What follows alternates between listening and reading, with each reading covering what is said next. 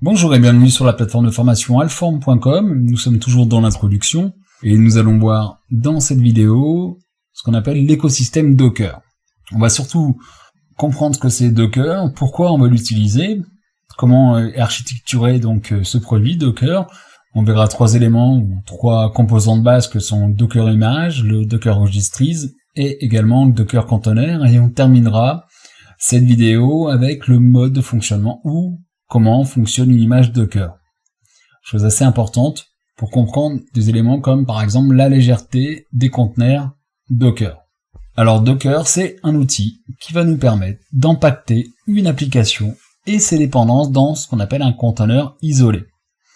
Alors ce conteneur, pourra être exécuté sur n'importe quel serveur Linux.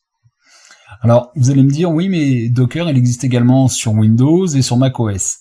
Alors souvent, il y a des machines virtuelles qui utilisent soit Hyper-V par exemple, ou du VirtualBox ou autre chose, qui va fournir une machine virtuelle de type Linux, et Docker sera installé dans ce Linux-là. Donc Docker, elle va nous permettre de quoi? De déployer très rapidement, avec une grande fiabilité et cohérence, des applications, quel que soit l'environnement Linux qu'on utilise. Si j'ai de la Debian, si j'ai de la CentOS, de la Red Hat, du CoreOS, pourquoi pas, n'importe quel type de Linux, on va pouvoir déployer rapidement donc nos conteneurs. Ça veut dire qu'un conteneur créé sur un Linux va pouvoir être déplacé sur un autre Linux de façon très simple et rapidement surtout. Vous avez en face de vous une petite idée de ce que peut donner Docker, où on voit le noyau avec des conteneurs, des images à l'intérieur. Voilà ce que ça peut donner, en gros, pour l'instant, on va décrire un peu tout ça. Donc l'outil Docker. Alors Docker, il a été développé par Solomon Hykes, qui est né en 1983. C'est un projet interne de la société DocCloud, une société qui propose donc une plateforme en tant que service. Donc, il y a des contributeurs, Andrea Luzardi par exemple, François-Xavier Bourlet, également employé de DocCloud. Alors Docker, c'est une évaluation basée sur les technologies propriétaires de DocCloud, elle-même construite sur des projets open source. Alors Docker a été distribué en tant que projet open source à partir de mars 2013. Alors, il faut savoir que le 18 novembre 2013, le projet a été mis en favori plus de 7300 fois sur GitHub, 14e projet le plus populaire, avec plus de 900 forks et 200 contributeurs. En 2014, le projet a été mis en favori plus de 11 000 fois, avec plus de 1900 forks et 420 contributeurs. En octobre 2015, le projet a été mis en favori plus de 25 000 fois sur GitHub, avec plus de 6 500 forks et 1100 contributeurs. Alors si on va aller faire un petit tour sur le GitHub de Docker, on va aller voir aujourd'hui, en 2016, le nombre de favoris, le nombre de forks et de contributeurs sur ce projet. On peut donc voir sur le GitHub de Docker, ici, le nombre de favoris. On voit qu'il a été en star 3900 fois, pratiquement 35 000 fois. Le nombre de forks ici. Le nombre de commits, le nombre de releases et le nombre de contributeurs. On voit qu'il y a énormément de gens qui travaillent sur Docker, avec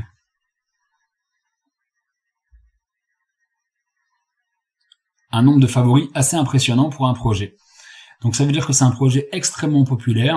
Alors pourquoi? Tout simplement parce que c'est un produit assez extraordinaire. Et on aura l'occasion de le voir. Donc après on peut faire un petit graphe sur les contributeurs, les commits, les fréquences du code et ainsi de suite. Je vous laisserai regarder au besoin si vous avez envie d'aller faire un tour. C'est pas désintéressant d'aller voir l'état du projet. Alors pourquoi utilise-t-on Docker? Alors déjà, Docker c'est un produit open source, donc un produit libre. Docker il va nous fournir des conteneurs extrêmement rapides, qui vont booter en quelques secondes. Je vous ai déjà parlé de l'empreinte au niveau des conteneurs, on dit que 100 à 1000 conteneurs sur un simple petit serveur. On a aussi également des performances natives. Ça veut dire que, comme je disais, les conteneurs, il n'y a pas d'émulation, on accède directement au matériel comme si le conteneur était installé directement à la base de l'OS sur la machine. Donc on a des performances extrêmement bonnes, performances natives. Ça veut dire qu'on n'a pratiquement pas d'overhead sur la machine. C'est également extrêmement flexible. parce que ça se modifie très rapidement. On peut revenir sur, faire des rollbacks, revenir sur les versions précédentes. Donc on peut gérer du versionning assez facilement, c'est portable. C'est-à-dire que une fois créé un conteneur, je peux très bien le mettre sur une clé, l'envoyer par mail, c'est un peu lourd, mais l'envoyer par NFS sur un autre serveur et le démarrer sur l'autre serveur. Il y a une chose assez importante ici, ça va considérablement réduire le temps entre le développement, les tests, les déploiements et l'utilisation. Et pour cela, on trouve ce qu'on appelle des images. Avec des images, on va créer nous-mêmes nos images, qui va permettre de créer des images de développement, des images de déploiement, d'utilisation, de production. Donc Docker, c'est libre, c'est extrêmement rapide, il y a très peu d'empreintes sur le serveur, il y a des performances natives, il n'y a pratiquement pas d'overhead dessus, c'est portable, c'est flexible, et comme je disais, ça réduit considérablement le temps entre le développement, les tests, le déploiement, l'utilisation, la production. Alors comment est architecturé Docker ? La plateforme Docker est composée de 3 éléments. Alors on peut dire 2 éléments, en général on dit souvent 2 éléments, mais là j'ai ajouté un troisième élément. On a déjà dans un premier temps un démon. Ce démon, il s'exécute donc en arrière-plan, c'est un démon, et il va s'occuper de gérer nos conteneurs. Donc le démon il va créer, et il va gérer tous les objets Docker. Alors les objets Docker, c'est pas simplement des conteneurs. Les objets Docker, c'est également des images, des réseaux, des volumes de données. Donc on a une petite image de ce que ça peut donner, où on voit nos conteneurs, des images, des volumes de données et la gestion du réseau.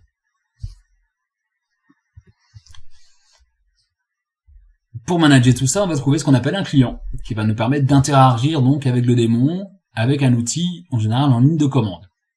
Un très bon outil. Les commandes ne sont pas énormes et c'est relativement simple à utiliser. Bon, bien sûr, quand on le connaît, c'est toujours assez simple, mais c'est assez accessible. On va également trouver ce qu'on appelle une API REST, qui va nous permettre d'interagir à distance avec le démon. Donc, permettre aux développeurs, par exemple, d'offrir des interfaces graphiques via le REST API, des interfaces web, par exemple, et ce genre de choses. J'aurai l'occasion de vous montrer très rapidement Cockpit. Alors, à l'intérieur de Docker, on va trouver ce qu'on appelle une architecture client-serveur. Donc, on a un client qui discute avec le démon Docker, je vous l'ai présenté. Le démon, lui, fait le gros de la construction, la distribution des conteneurs, la gestion des conteneurs en cours d'exécution. Le client Docker et le démon peuvent fonctionner sur le même système. On peut également connecter un client Docker à un démon Docker distant.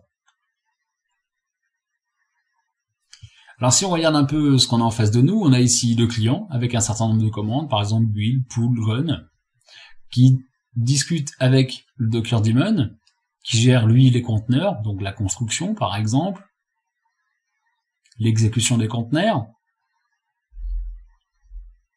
et il va gérer également ce qu'on appelle les images.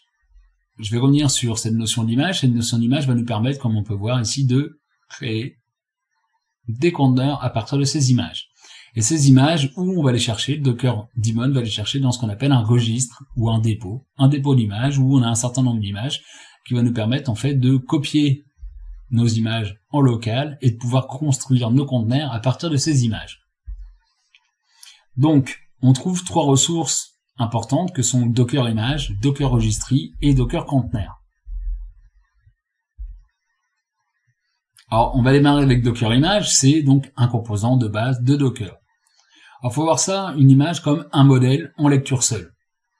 Donc, ce modèle, il peut contenir soit un système d'exploitation complet, ou presque complet, pardon, Red Hat, par exemple, mais on peut lui ajouter également de l'Apache ou un OS tout simplement.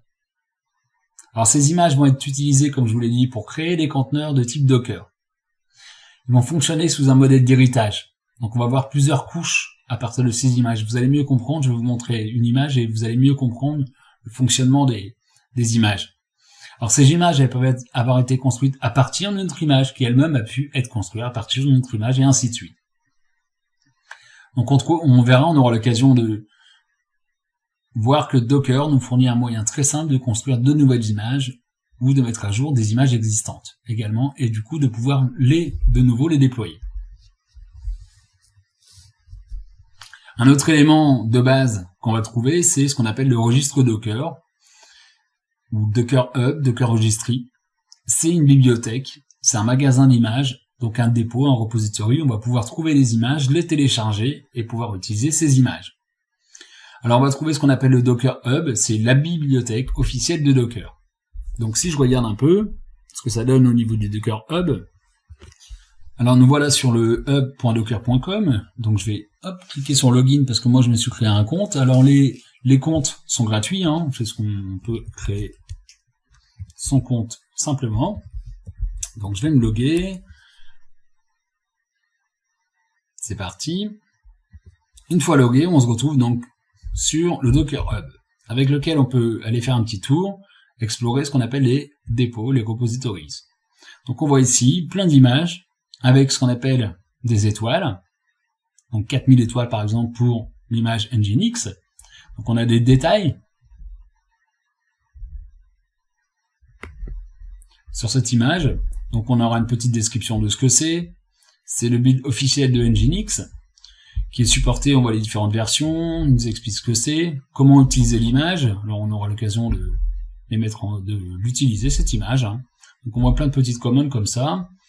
Et donc éventuellement faire des modifications dessus. Donc on voit rapidement déjà à quoi ça peut correspondre, et ainsi de suite. Donc on a ici un dépôt d'images.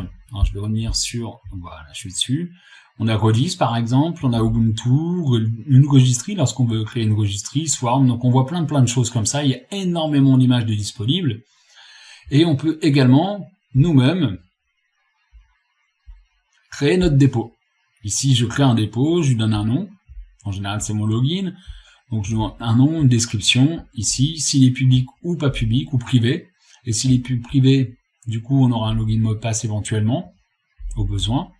Et on peut créer donc son propre dépôt et y déposer ses images. Donc, ça nous donne la possibilité de créer pour notre organisation, en créant une organisation ici, de pouvoir créer nos propres dépôts. Donc, on va trouver des dépôts un peu partout. Si je vais sur, si je me dirige sur la registry Red Hat, ici donc accessredhat.com search container image, on a donc notre registry, la registry de Red Hat, qui propose donc, on voit ici, plein d'applications. Je peux bien sûr de nouveau rechercher une application, par exemple l'application Nginx, parce qu'on aime bien ce serveur. Donc voilà, avec les commandes. Donc on voit ici les différentes versions, Nginx version 18, RHEL 7. Donc 1.8 ici avec le proxy serveur, et comment je la récupère. Donc les registres dont fait partie le Docker Hub, qui est la bibliothèque officielle de Docker, vont nous fournir des images. Donc ils sont disponibles pour toutes les distributions et énormément d'applications. Alors ces images, on a vu, elles sont téléchargeables, mais on va également pouvoir charger sur un hub. Alors on peut le charger sur le Docker Hub, le Docker officiel. Ici, on a vu qu'on pouvait créer un dépôt, un registry, mais on pourra créer également des dépôts locaux pour notre entreprise. Et pour ce faire, on va utiliser des pulls et des push des images. On pourra également, comme je vous ai dit, créer un registre privé. Et j'ai pu vous montrer le repository de Red Hat. Donc les registries, dans les registries, on trouvera donc nos images qui vont nous permettre de créer des conteneurs. Et les conteneurs, alors les conteneurs, c'est semblable à un répertoire. Donc un conteneur Docker, ça contient tout ce qui est nécessaire à l'exécution d'une application, c'est-à-dire ses librairies, ses binaires. À chaque fois que je crée un conteneur, il est créé à partir d'une image Docker. Une fois que mon conteneur a été créé, je peux créer à partir de ce conteneur une nouvelle image et de nouveau créer encore de nouveaux conteneurs. Donc les conteneurs, on peut les exécuter, les démarrer, bien sûr, les arrêter, les déplacer et également les supprimer. On peut faire d'autres choses avec, hein. On peut les clusteriser également, ainsi de suite. Donc chaque conteneur, il faut voir ça comme une plateforme applicative isolée du système hôte et sécurisée. Donc les conteneurs Docker, à l'instar de la registry et des images, c'est un composant de base de l'architecture Docker. Alors on va s'intéresser un peu plus aux images, au fonctionnement des images. Alors les images Docker, on a vu que ce sont faut voir ça comme des modèles en lecture seule. À partir de ces modèles, on va pouvoir créer des conteneurs. Donc chaque image est constituée d'une série de couches. Et pour ce faire, Docker utilise donc un système de fichiers, ce qu'on appelle l'union FS ou AOFS également, qui nous permet de combiner des couches en une seule image. Alors, un petit exemple de ce que ça peut donner. On voit ici, donc, les différentes couches, avec une première couche Ubuntu base, par exemple, ou CentOS base, sur laquelle, on va ajouter des applications. Et à chaque fois qu'on ajoute une application, ou même une commande, on voit ici, install, on va avoir des conteneurs différents, avec à chaque fois des couches différentes. Donc on a ici un conteneur A, un conteneur B, qui s'appuie sur ces couches-là, donc Ubuntu, Ruby, une application, un nouveau dépôt, un Nginx, une configuration. Là pareil, une installation de l'application numéro 2, de Tomcat, de JDK et de CentOS. Donc, UnionFS, ça va nous permettre en fait de fusionner plusieurs fichiers répertoires de systèmes de fichiers distincts, ce qu'on va appeler des branches. Et ça va former un seul système de fichiers cohérent. Donc, comme on peut s'apercevoir, ça fonctionne sous principe de couches. Donc, avec UnionFS, qui va gérer les branches, va nous fournir de la légèreté au niveau des conteneurs Docker. Donc, c'est une des raisons pour laquelle Docker est si léger. Donc, lorsqu'on modifie une image pour Docker, en fait, on met à jour une application, par exemple, une nouvelle couche est construite. Il n'y a pas de remplacement de l'image ou de reconstruction. Une seule couche est ajoutée. Donc, on n'a plus besoin de distribuer une nouvelle image. Il suffit de mettre à jour, tout simplement, ce qui rend la distribution des images Docker bien plus rapide et bien plus simple. Alors, comment elles sont créées, ces images? Les images Docker sont construites à partir d'images de base, comme on a pu voir. On a ici, par exemple, une image de base Ubuntu ou CentOS, ou une image de base ici, et puis après CentOS ou Ubuntu. Ces instructions, elles sont stockées dans un fichier qu'on va appeler un Dockerfile qui va nous permettre de construire l'image. Donc le Dockerfile, il faut voir ça comme un script texte, tout simplement, qui contient des instructions et des commandes pour la construction à partir d'une image de base. Donc Docker, il va lire ce Dockerfile et il va nous construire son image. On va donc disposer d'une nouvelle image. Alors voilà ce qu'on a couvert donc dans cette vidéo. L'idée, c'était de vous présenter ce que c'était Docker, de comprendre pourquoi on va l'utiliser, sa légèreté par exemple, sa flexibilité, sa portabilité, le peu d'empreintes qu'il pose sur les serveurs. On voulait également comprendre un peu comment est architecturé Docker au niveau du démon et du client et de l'API REST, mais également des composants de base que sont le Docker Image, les registres et les conteneurs. Et je voulais terminer avec le fonctionnement d'une image Docker, histoire qu'on comprenne un peu mieux le mode de fonctionnement Docker. Je vous dis donc à très bientôt sur Alpha.